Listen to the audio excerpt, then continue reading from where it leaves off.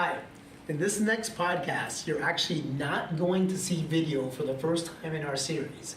And the reason why, well, as we're standing in front of the Statue of Liberty, which signifies the land of the free, we're also going to talk about the lands of privacy. And so our special guest who's on the series, Kiki, who's general counsel with Sumo Logic, suggested that we do it in private mode. So there would be no faces showing. It's just going to be two very different opinions, but two leading, bleeding edge opinions when it comes to privacy and what's happening in the world today. So stay tuned, even though you won't be able to see this ugly mug or Kiki, pay attention because there's some really good stuff in it, and thank you.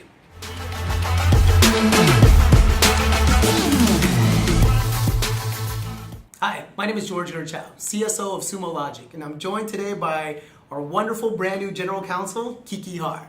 Kiki, hi, how you doing today? It's so great to have you in the room. I'm looking forward to this topic, heated subject around privacy. Yes, I'm excited that you're here. Yeah. We're spending some quality time together. Quality time.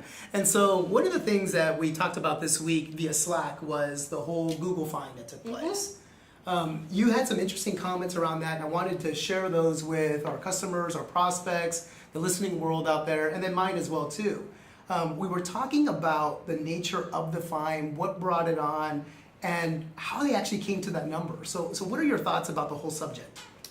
Well, I think it's interesting. I mean, I think it's clearly, the first thing that I think about the Google fine is the size of the violation, right? So, to me, and I haven't read anything that's sort of clear on how they what calculus did they use to kind of come up with that number? Was it a violation-based calculus? Was it a revenue basis? Whatever it was, and I think that that's interesting because as people start to evaluate, not just their GDPR compliance, but their privacy compliance and how they comply with regulations around the world, people do want to kind of understand what the cost-benefit analysis is, and without some insight into how these regulators are going to calculate fines and on what basis they're going to use to calculate fines, it actually becomes very difficult. So in some ways, I think it's slightly brilliant to not be transparent if you are a regulating agency exactly how you came up with that, so that a company is forced to sort of say, we don't really know what it's going to cost us, so we have to act with the best intentions and the highest level of care.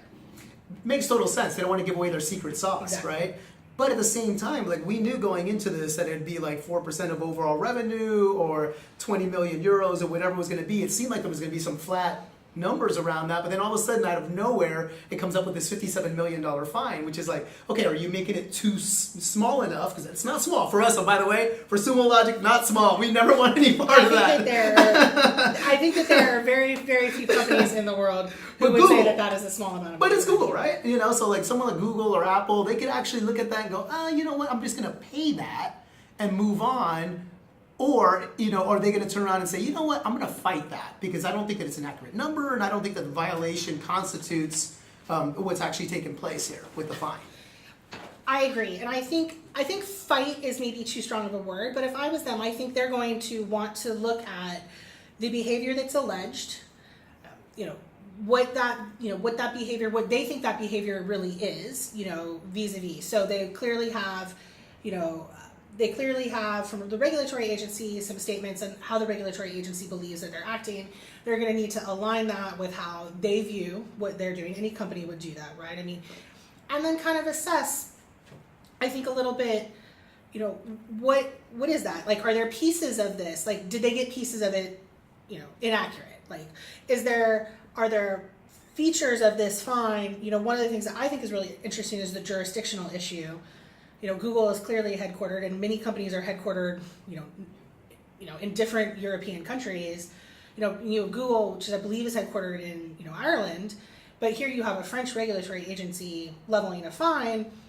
Part of GDPR was designed to, normalize and standardize, the various privacy regulations that had kind of sprung up from the privacy directive. So how do they balance that and their understanding of, if we're headquartered in one country, what are our responsibilities to another country? So I think just from a purely wanting to understand how best to run their business going forward, and I would feel the same way, you want to dig in on it. You want to understand, what are the components, what led to this action, what led to this amount of fine, so that you can kind of say, okay, here are areas where we disagree and we'd like to work with you as an agency to remediate those or to come up with, an alternative viewpoint.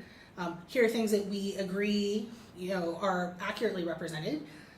And then kind of figure out how they're gonna, because I think the misnomer is, GDPR was not a one and done thing. It was not, May, 2018 rolled around and everybody was good, right? It's an ongoing obligation. And I think as you're gonna see, we will eventually, hopefully see a federal privacy law in, the United States.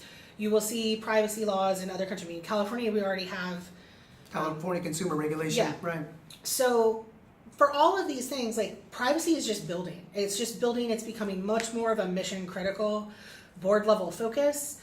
And so I think any of these early GDPR fines, they're illustrative and they're illustrative to other companies, right? Like it's interesting to see, okay, what does matter to a regulatory agency? And then how does anybody else need to kind of adjust their practices? They're very informative, these. So I think it's a good lesson for everybody to try to kind of learn from.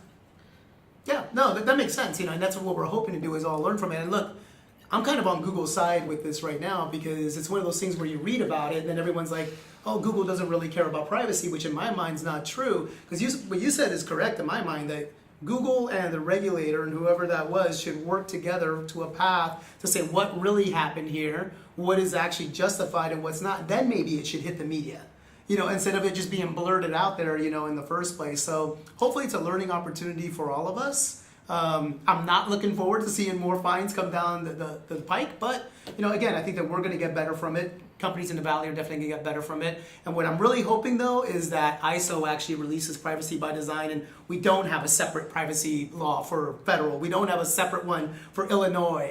We don't have another one for Brazil, and so on and so forth. It's going to be too much to manage. It's going to cripple your business if you're adhering to every individual state, every individual country when it comes to privacy. Well, I think, unfortunately, look, we comply anywhere. Multinational companies are forced to comply with a wide variety of laws in many jurisdictions. And so, I think it's something that you figure out how to do, and you figure out how to do well. I think it's just, privacy is very new. And one of the things that's really fascinating to me about privacy is it's, unlike a law that's related to, say, like anti-corruption or anti-bribery, which to some extent is very black and white, like did you bribe a government official or not?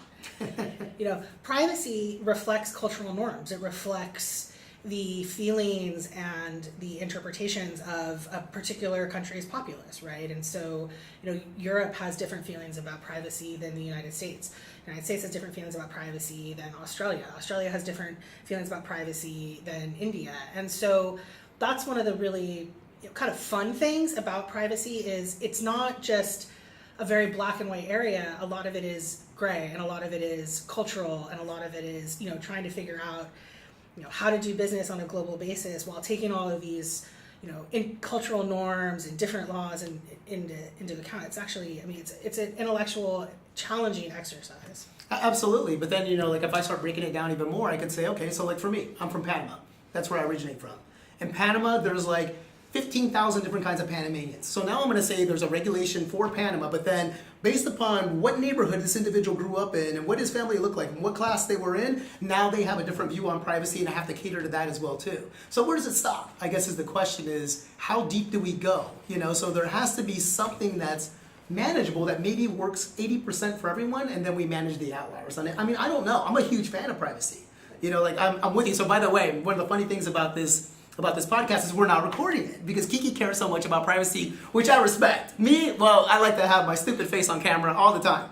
But I get this, and this is actually a really good thing that we're doing this for a conversation, but I'm just wondering to what extent it goes. Like, I love the idea of privacy. Like, my kids don't really do Facebook or any of that. They're on Snapchat because Snapchat brings a lot more privacy features to it. We talk about this on other podcasts. But how far do we go? Is there too far or is there not? Some of that depends on technology and where technology goes, right? If Sure. you go back 20 years, you're not having the same conversations about privacy today. Fair, completely fair. Hey, yesterday was the whole fake new release on the FaceTime exploit that took place, which we wrote an article about. But you're right, 20 years ago, what was FaceTime? What was an iPhone? For God's sake, we were all running around with BlackBerry. So anyway, this is really good insight. But for all of you out there, I want you to pay attention to the fact that Kiki's going to be brought in on these more and more. She's got a really good background when it comes to privacy, and again, she's our general counsel. So thank you so much for spending time with us today. We really appreciate it.